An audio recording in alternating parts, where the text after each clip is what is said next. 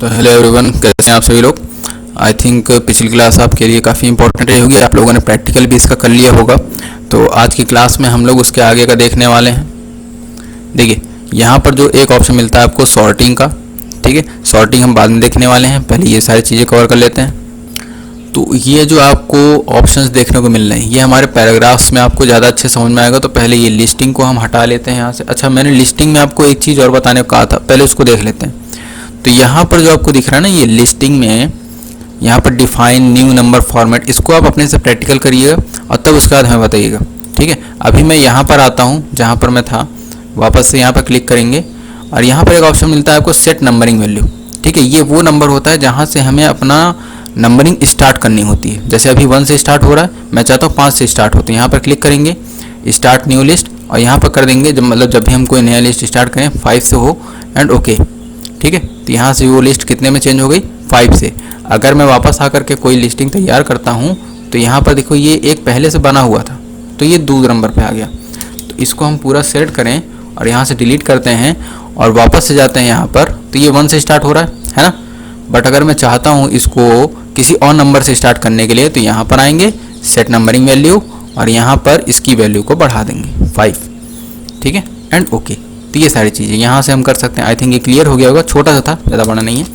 अब उसके बाद हमारे पास आता है कि ये अलाइनमेंट। तो इसको देखने के लिए हमारे पास पैराग्राफ होना चाहिए। तो पैराग्राफ क्रिएट करने का सबसे शॉर्टकट है, तो ये रहा हमारे पास पैराग्राफ। अब पैराग्राफ्स में अगर आप थोड़ा सा देख पा रहे होंगे तो यहाँ का अलाइनमेंट एकदम सीधा आ रहा है, ठीक है। थोड़ा सा देखिए, ये सीधा आ रहा है, बट यहाँ का अलाइनमेंट थोड़ा बिगड़ा हुआ है। दिख रहा है आगे पीछे, क्लियर दिख रहा होगा, विजिबल होगा।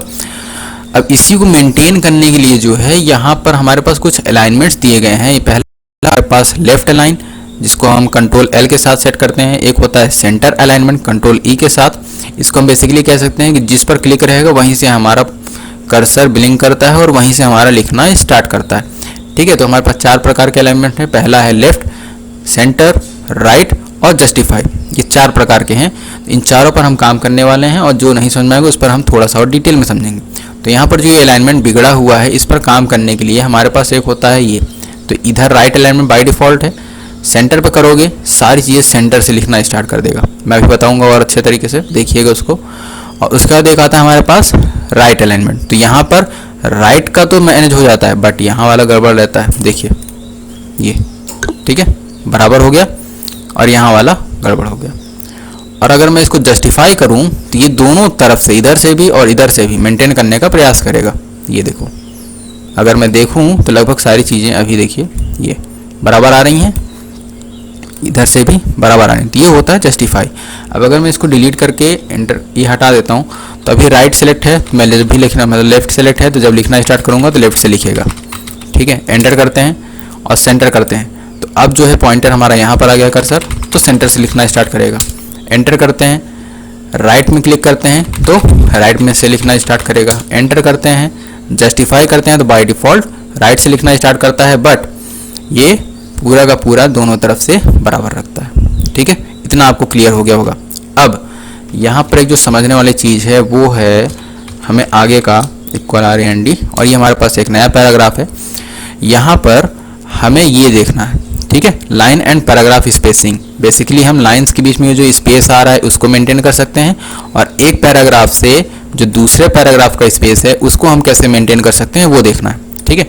तो अभी जहाँ पर जिस पैराग्राफ में रहोगे उसी पैराग्राफ में ये काम करेगा, अगर सेलेक्ट नहीं किए हो तो, ठीक है। तो मान लीजिए हम किसी पैराग्राफ में हैं, यहाँ पर आ गए, इस पैराग्राफ में हैं और लाइन स्पेसिंग पर काम करना है, तो यहाँ पर क्लिक करेंगे तो ये रहा 1.0, 1.1, 1.5, 2.0, जितने पर आप क्लिक करते जाओगे केवल उसी पैराग्राफ पर अप्लाई हो रहा है, देखो, ठीक है। आई थिंक क्लियर होगा, ये केवल उसी पैराग्राफ पर क्लिक काम कर रहा है, बाकी और किसी पर नहीं, ठीक है। इस पर नहीं काम कर रहा, इस पर नहीं काम कर रहा, लेकिन अगर हमने सेलेक्ट किया होता तो सब पे काम करता। तो बाय डिफ़ॉल्ट 1.0 रखो या 1.15, ठीक है, बाय डिफ़ॉल्ट होता है 1.15, ठीक है। अब ये क्लियर हो गया लाइन स्पेसिंग। अगर मैं इतना सेलेक्ट करके रखूँ और तब करूँ 1.15, 1.5, 2.0, देखो सब में चेंज हो रहा है, ठीक है। ये आई थिंक क्लियर होगा। अब उसके बाद जो ये सारी, अच्छा थोड़ा सा करके देख लो, ये यहाँ पर आते हैं एंड 2.0 करते हैं। देखो जहाँ तक का सेलेक्ट किया था उतने पे तो काम किया, लेकिन बाकी ऊपर काम नहीं किया है।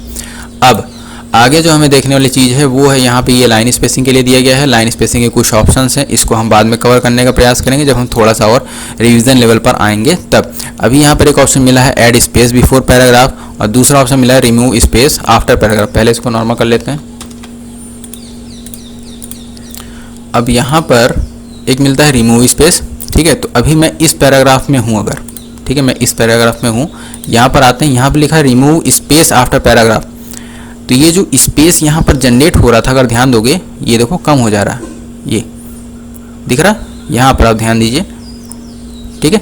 जो स्पेस ऑटोमेटिक ऐड हो जाता है ना ज़्यादा, वो उसको हम यहाँ से कम कर सकते हैं, ठीक है। ये कम हो गया, जिस पैराग्राफ में रहोगे केवल उसी के लिए काम करेगा। अगर मैं इस पैराग्राफ के एंडिंग में हूँ या फिर कहीं भी हूँ तो भी केवल इसी पैराग्राफ का वो स्पेस हटेगा और किसी का भी नहीं हटेगा, ठीक है।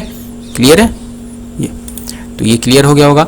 अब आपको इसी में एक ऑप्शन मिल रहा था ऐड स्पेस बिफोर पैराग्राफ। देखो आफ्टर का मतलब होता है पैराग्राफ के अंत वाले के बाद जो जनरेट हो रहा है वो, और जो ऐड होता है ना वो पहले वाले पैराग्राफ में ऐड होता है। जैसे मान लो मैं इस पैराग्राफ में हूँ और यहाँ पर स्पेस नहीं है, ठीक है। मैं इस पैराग्राफ में हूँ, यहाँ पर आया और यहाँ पर ऐड स्पेस कर दिया। देखो उसके पहले ऐड हो रहा है, ध्यान रखना, ये उसके बाद में नहीं। अगर अच्छा यहाँ पर नहीं क्लिक है, यहाँ पर देखते हैं इस वाले पैराग्राफ में, यहाँ पर ऑटोमेटिक पहले से ही थोड़ा बहुत जनरेट है, वो भी इस पैराग्राफ का स्पेस है, इस पैराग्राफ का ऊपर नहीं है। देखो यहाँ पर पता चल रहा है ऐड स्पेस, अगर मैं बढ़ा रहा हूँ थोड़ा सा बढ़ जा रहा है ना, थोड़ा सा बढ़ा रहा है, ध्यान दो, ठीक है, थोड़ा सा। तो ये सारी चीज़ें हैं लाइन स्पेसिंग में। अब हमारे पास इसी में एक ऑप्शन और मिलता है, मैं सिलेक्ट करता हूँ। यहाँ पर जो आपको दिखाई दे रहा है ये जो आपको दिखाई दे रहा है इसका नाम है शेडिंग। शेडिंग में आ करके जो भी उसके पीछे का शेड देना चाहते हो, ठीक है, वो यहाँ पर अप्लाई होता है। अब यहाँ पर एक चीज़ समझने वाली चीज़ ये है कि शेडिंग और हाइलाइटर फिर अंतर क्या है। मैं क्लियर करूँगा, शेडिंग क्लियर हो जाएगा बट हाइलाइटर क्लियर नहीं होता। देखिए मैं यहाँ पर क्लिक करता हूँ, ये शेड हाइलाइटर लग गया, और यहाँ पर सिलेक्ट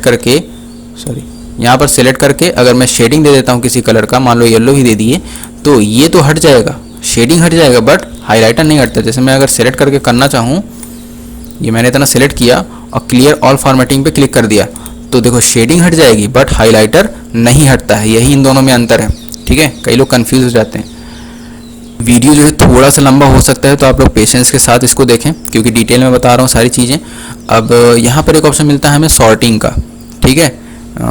नहीं तो ऐसा करते हैं, ये वाला वीडियो हम एक और पार्ट इसका बना देंगे और अगले क्लास में इसको कवर कर रहे होंगे, ठीक है। वीडियो को पूरा देखने के लिए धन्यवाद। Best of luck.